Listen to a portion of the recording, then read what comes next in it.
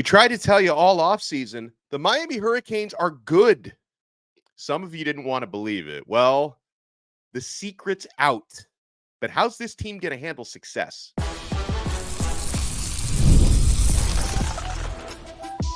You are Locked On Canes, your daily podcast on the Miami Hurricanes, part of the Locked On Podcast Network, your team every day.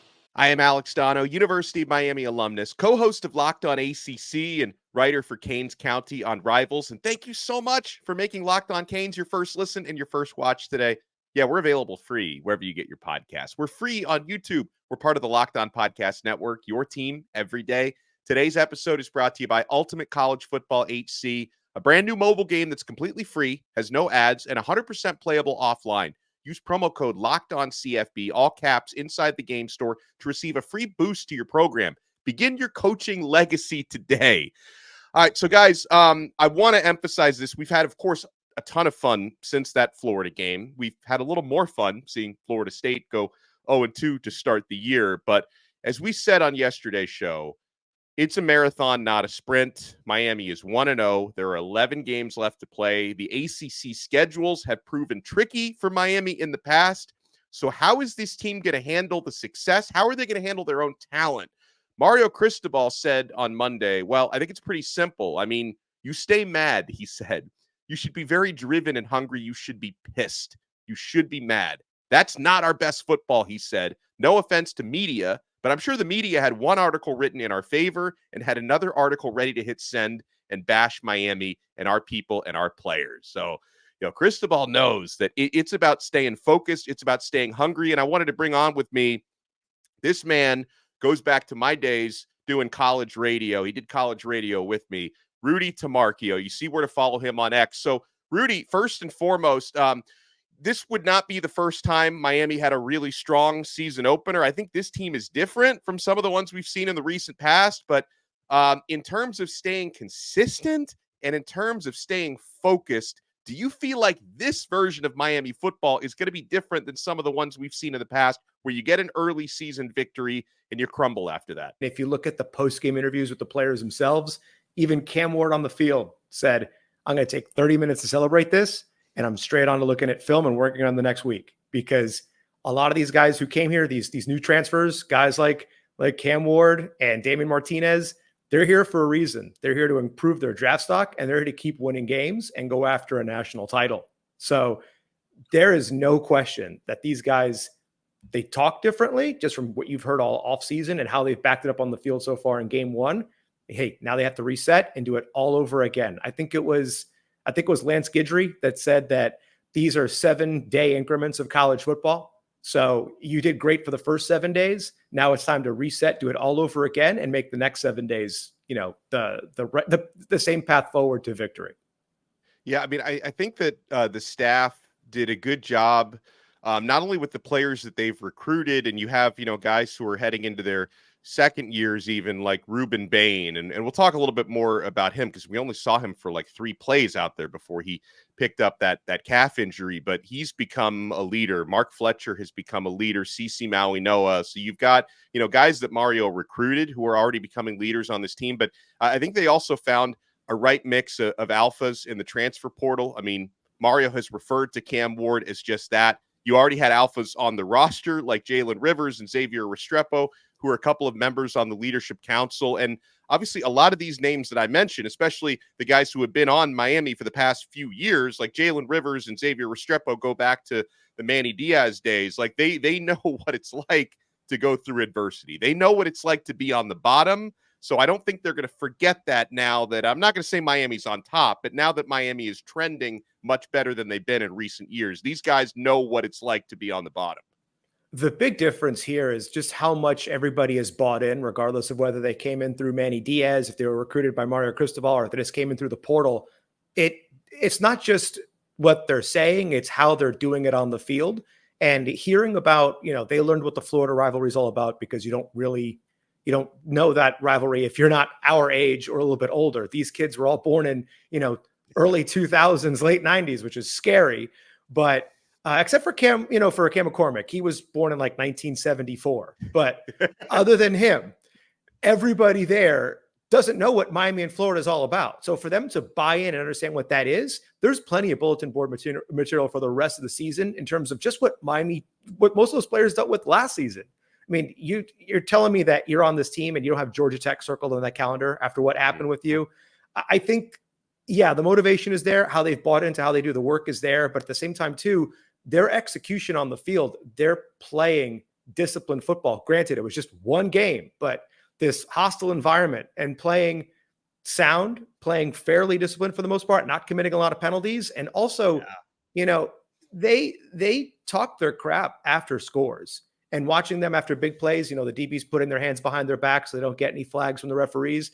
There's a certain level of discipline here where they know, look, we're going to let you talk and we're going to let you celebrate, but you have to score. You're not going to be getting in players' faces down 30 points anymore. And that was something that the older Miami teams were doing. And some of the players who are on this roster are guilty of doing too, where you're getting your butt kicked on the field and you're still jawing off at people. So the fact that they're doing that with a lead is, encouraging.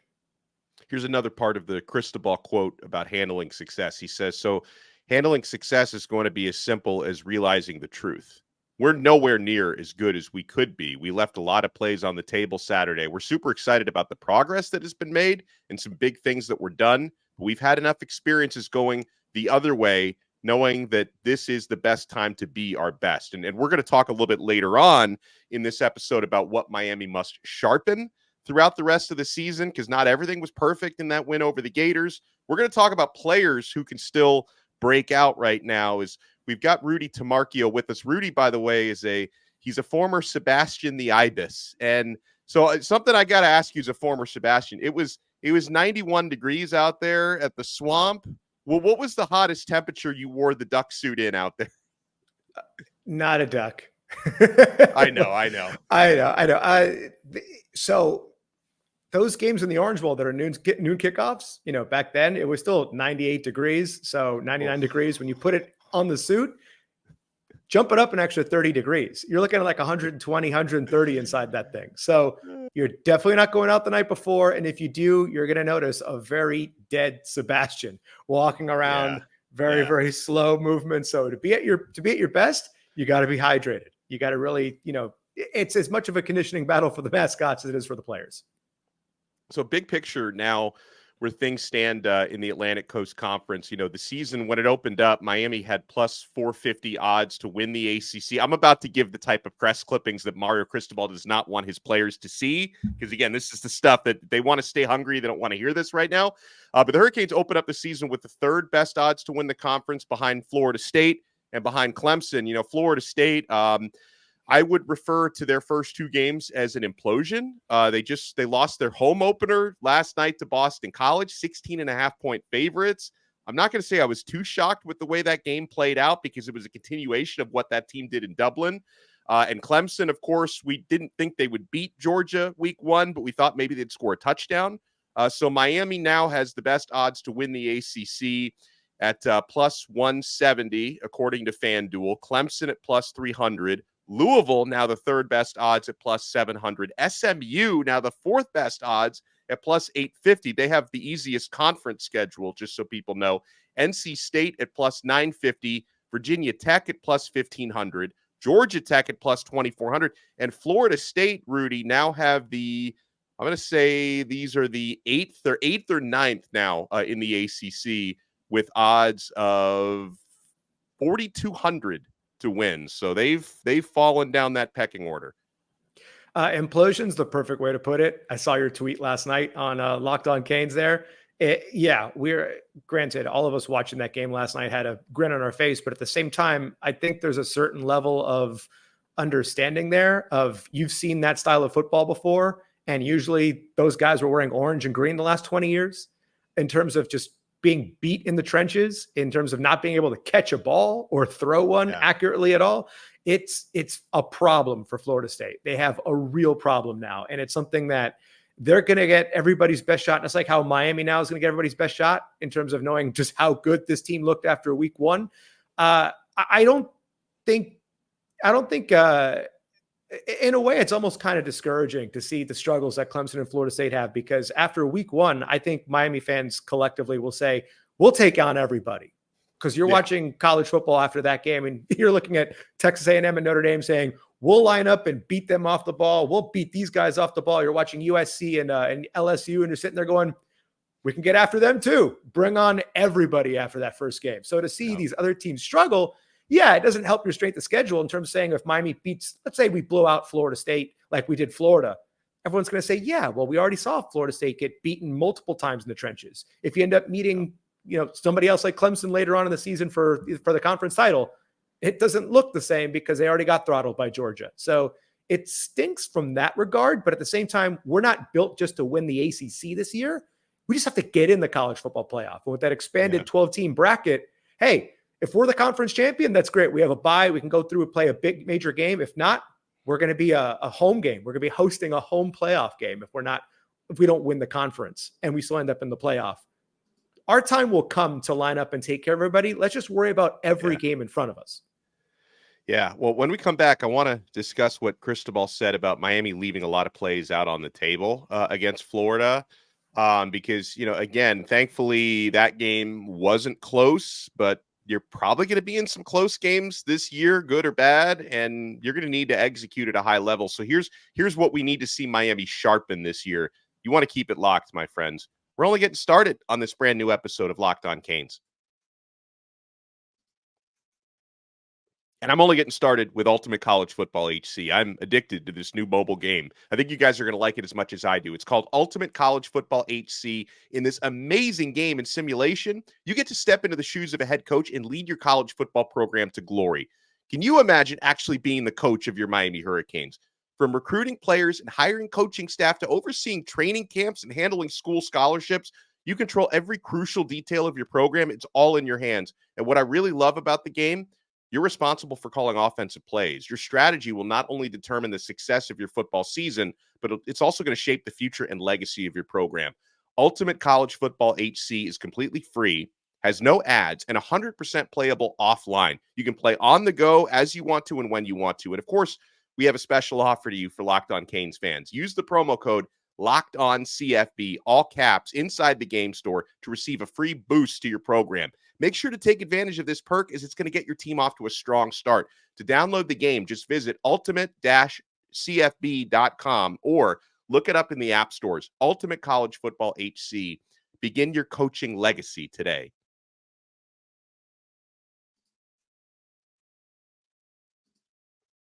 Thank you so much for making Locked On Canes your first listen and your first watch today. We're free wherever you get your podcasts. We're free on YouTube. We're part of the Locked On Podcast Network, your team every day.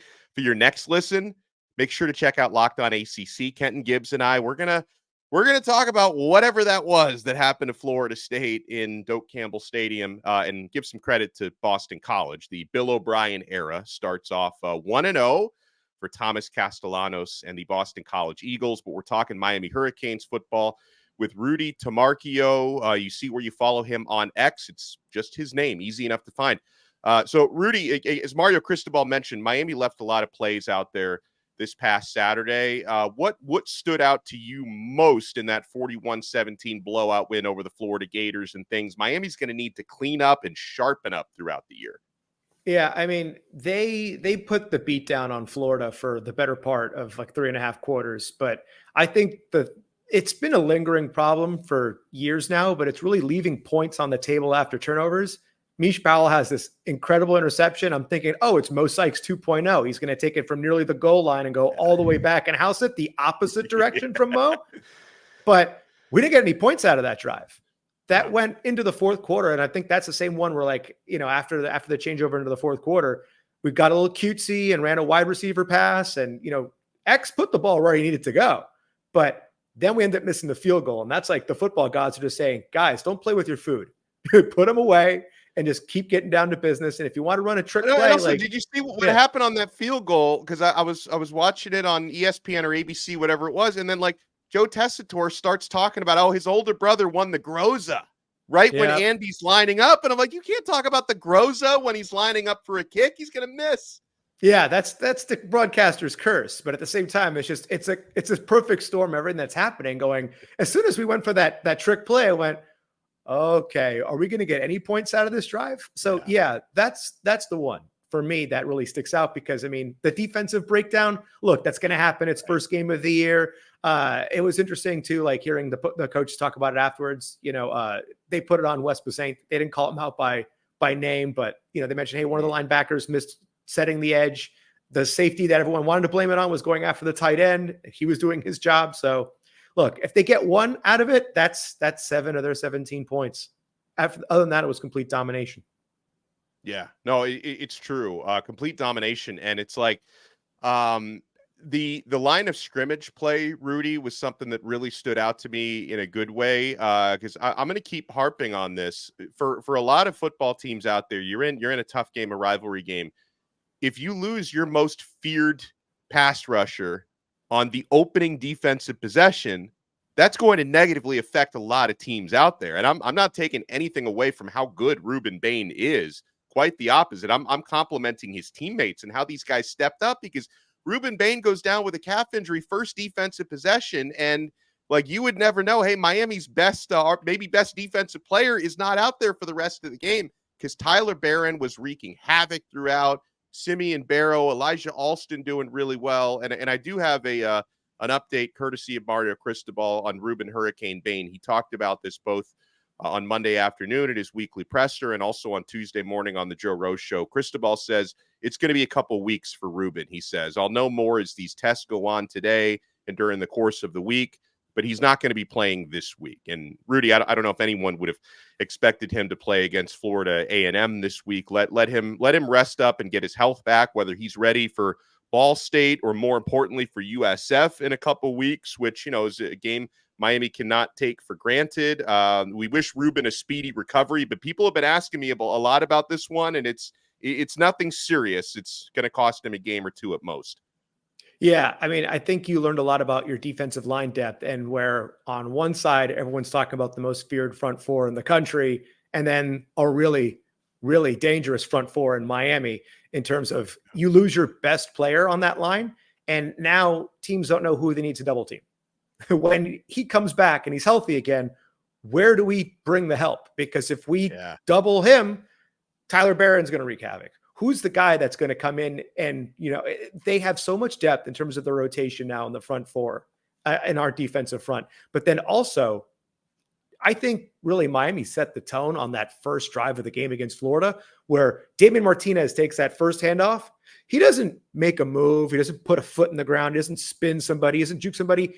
He just carries players for about 6 or 7 yards in that first one. And when I saw him do that 2 or 3 times in that opening drive, I just went, oh my God, we have ourselves a team that if they're not playing very well, if they're having issues in terms of like their passing, if they're having issues in terms of their blocking, this guy can just carry dudes across. Because that's as bad as Florida might be this year, or even, hey, they might be better than Florida State this year. They're still an SEC team. They're still built on size. And I think also from watching that game last night with Boston College and Florida State, you saw how important Damian Martinez was to Oregon State's offense with DJ Uiagalelei. Having that threat that you can hand off to at any time keeps defenses honest. And having him back there and a 1-2 punch with Mark Fletcher, that is absolutely dangerous. So that front, the trenches for Miami has never looked this good, I think, in terms of the last 20 years. It has not looked this good at all. The closest it's been was about 20 years ago when he had multiple NFL draft picks on both sides of the offensive and defensive lines. Now, we're here with you guys on Tuesday morning. By the time some of you listen to this and watch this, the updated Associated Press poll might be out. It's coming out in the early afternoon today, but let's make a little prediction here, Rudy. So Miami, they entered week 1 ranked 19th by the AP. And, I'm looking at a CBS Sports prediction that has Miami jumping up from 19th to 13th. If you go by the ESPN FPI, which is like a different set of metrics, it's more of a statistical based thing. They've got Miami at number 11 now on the FPI. So if it's around that neighborhood, and obviously you have your whole conference schedule in front of you, but we're seeing Miami potentially make a jump right there near CFP territory early on in the season. I think it would be a deserved jump because Miami, you've got to consider them with how well they performed week 1. You've got to consider them one of the biggest risers there. Yeah, I mean, I think it's definitely a crapshoot at the beginning of the year in terms of who gets ranked where, and then how do they perform based on those rankings. And for Miami, I mean, look, as Miami fans, we've wanted to see this team in the top 10, in the top 5 for a very long time. But let's not get ahead of ourselves. Yeah, they put in a top 10 performance this past weekend, but if you go in as the AP, let's say they get slotted as 13 or 15, that's not a big deal right now. If they end up on the ESPN Football Power Index at 11, great. What matters is that CFP committee ranking when those start coming out later in the season. So as long as Miami keeps winning out, it's going to take care of itself. And as long as they keep winning like they have, it's going to take care of itself. But Miami fans or players shouldn't get complacent by saying, oh, great, we're number 5 now. We're number 10. Yeah, Florida State was number 10. They've lost 2 in a row. They're probably going to be out of the top 25 by the time the rankings come out, if not 24. It can definitely mess with your head, and they don't need to worry about that right now. You're playing Florida A&M. All you could do is go down in the rankings. Win or loss. That's right. Yeah, I think the only team that probably would rise higher in the rankings than Miami based on week 1 would be USC, because the LSU higher touted than Florida. That was a big win for the Trojans. So the CBS prediction has USC rising from number 23 to number 12, Miami rising from number 19 to number 13. But when we come back, I want to talk about a handful of players who I still think we're going to see the breakout, like guys that didn't necessarily do a whole lot week 1, because, hey, when you've got 11 players catching passes, you had a lot going on. There's going to be some more that I think are going to have their coming out parties this year. So who can still step up for the Miami Hurricanes? We'll talk about it. You want to keep it locked right here. We're not done yet on this brand new episode of Locked On Canes. And I'm certainly not done with 5 Hour Energy. Didn't get a lot of sleep last week. I was very anxious, and then I was very excited after the win. And yeah, a bunch of 5 Hour Energy shots helped me get through that. Grab a 5 Hour Energy shot to stay alert and watch all of your favorite games. Or if you stayed up late to see that intense overtime game or that intense regulation Florida State loss last night, take a 5 Hour Energy shot in the morning so you can start your day. With 0 sugar and a convenient portable size, it's the perfect pick-me-up for getting stuff done. The 5 Hour Energy website has flavors galore, like watermelon, tropical burst, grape, berry, and more. There's a flavor for everyone. On the site, you even have the option to build your own 12-pack or 24-pack. You choose the flavors, and it's delivered right to your door. If you go to 5hourenergy.com, that's the number 5, hourenergy.com, get some 5 Hour Energy product today. You can use our promo code LOCKEDONCFB to receive 20% off your order. This offer only valid till September 30th on one order, cannot be used with other promotions. This code is not good on subscription orders. Go to 5hourenergy.com today. Thank you for making Locked On Canes your first listen and your first watch today. Make sure you're also checking out Locked On College Football. Spencer McLaughlin does an awesome job, and I'm sure Spencer has gone in depth on that big Boston College victory last night. He's taking you all around the big stories in college football, so make sure you make Locked On College Football your next listen today. Here on Locked On Canes, I'm joined by Rudy Tomarchio. Rudy, I'm thinking of some of the players that have stood out to me in spring and fall practices who I think are yet to really make an impact and an imprint on this season. One of them we can talk about who, didn't have the greatest of Hurricanes debuts was wide receiver Sam Brown. He is new, didn't arrive till the summer in the transfer portal from Houston. So he already knows Shannon Dawson's offense. He did definitely build some chemistry with Cam Ward, during fall practice and during off-season workouts. But, he left a couple plays on the field. Like we haven't seen the type of Sam Brown impact yet that I think we're going to see. Yeah, I mean, you saw flashes of what he can do because he's the guy that got that big kick out block for Mark Fletcher on his first score, which was huge. And I remember watching that play, and you're seeing 11 come around and go, oh, you better stick that guy. Stick that guy. When he nails him, go, okay, this is home free. But the converse is they reward him for that block by giving him a throw over the middle. And he just kind of jogged his way over to the pylon thinking he's going to be a shoo-in. And it's funny watching the sideline, the coaches, all of them kind of get after him a little bit saying, hey, if you ran that full speed, you're in. You're probably around him. You don't even get touched. So, yeah, there's plenty to come from Sam Brown. I'm sure that's it's a learning experience for sure, but at the same time, it's just showing, hey, you got to give 100% effort on every single play, because that's where you're going to set yourself apart. Now, a couple of other players that I look at who are they're in loaded position groups, but I think their moments are going to come. Chris Johnson Jr. is one. I don't know why he didn't get any carries in this game. Now, I do say Jordan Lyle deserves the carries he's getting, because he's also awesome in pass protection. Like, you take nothing away from that. But Chris, who's probably the fastest player on the team, he had a good offseason, had a good camp. Now, he is the primary kickoff returner, but since the Gators kicker was putting everything into the end zone, we didn't really get to see him get an opportunity to flex there. But I think his moments are going to come as well, because you can't teach speed, Rudy, and I think he's going to get after it this year. You can't teach speed, and also you don't have to show all of your cards in game one. I think in terms of an offense, yeah, it looks different because you have Cam Ward, and you have some more versatility. They really showed off the tight ends for the first time, and I can't remember when we had so many tight ends catching balls and also being effective in run blocking. It's just everybody's going to have their moment in the sun, and there's going to be different things. I think what I kept thinking about watching that team play was they're versatile.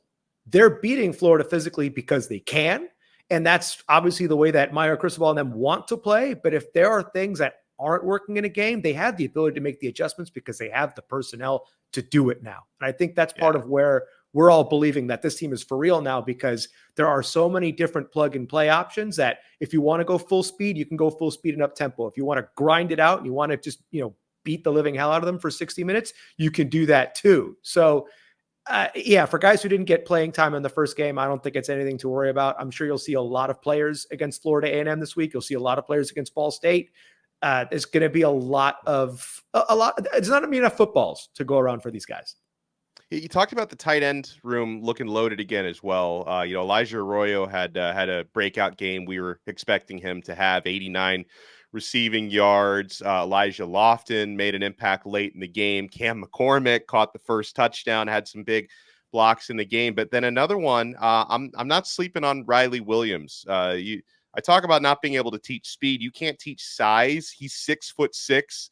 I think he's going to create matchup problems in the red zone. I've seen Riley practice really well. So just because he may not have put up the type of stats people thought in the first game doesn't mean he's not going to come around. And Riley Williams, Rudy, he caught Miami's only touchdown from the tight end position last year. And that was a hell of a touchdown, because I think that came against Georgia Tech, where he broke like 2 or 3 different tacklers to get into the end zone. He looked athletic in that play. And again, I think it goes back to there's one football. It has to go around to everybody. And what we saw out of the tight end room that last weekend it's something that we've been dreaming about for such a long time. To see Arroyo healthy again and do what he did out there in terms of his route running, how he was breaking tackles, how he's reaching for the ball. I think it's so fitting that Cam McCormick got the first touchdown of the year as the guy that one incredible story. If anybody, I think everybody here in your Locked On family knows his story. If anyone doesn't, just do a quick Google and figure it out. Just the number of surgeries this poor guy's had to go through. I think in terms of fight and struggle, he's a story that everybody on that team can go around. I think just the reaction of the sideline after he got that first touchdown shows it. And to break that mold of saying, oh, well, he's just a blocking tight end. We don't really use him for anything else because that's all he knows how to do. No, he made a great move and he found his way open on a couple of digs, which is great. Well, we appreciate the time here from Rudy Tomarchio. We appreciate all you guys for tuning in. If you're listening to the audio version, make sure you subscribe on Apple Podcasts, Spotify, the Odyssey app, wherever you get your podcasts. If you're watching the video version on YouTube, make sure you hit that thumbs up button, like, and subscribe. And make sure you guys follow Rudy on X at Rudy Tomarchio. Do you have anything else you want to plug, like the Instagram? Are you on TikTok? Rudy, apparently I need to get on TikTok because I met this like 16, 17-year-old a fan in Gainesville over the weekend. He's like, oh yeah, I watch your stuff on TikTok. And I'm like, I'm not on TikTok. So apparently people are like ripping my videos and posting them on TikTok. I gotta find a way to profit from this. Did he show you, or did he just kind of like confuse that with like Instagram? With like YouTube Shorts? No, or something I don't think so. Like he didn't show me, but he's like, no, he's like, he's not YouTube, not Insta. Because I was like, you mean Instagram? He's not. No, I'm only on TikTok. He said. So people are putting my stuff on TikTok. You have to get on TikTok. You have to grab your like 30-second clips of good things, and then you got to do a couple dances. We all know you could do a little dance. You got to bring it back for TikTok. I did have a signature drunk dance in college. I'll have to bring that back. Oh man. We'll just take it home with that. Yes, yeah, there it is. I love it. There it is. I love it. We will talk to everyone again next time on another episode of Locked On Canes, part of the awesome Locked On Podcast Network. Your team every day.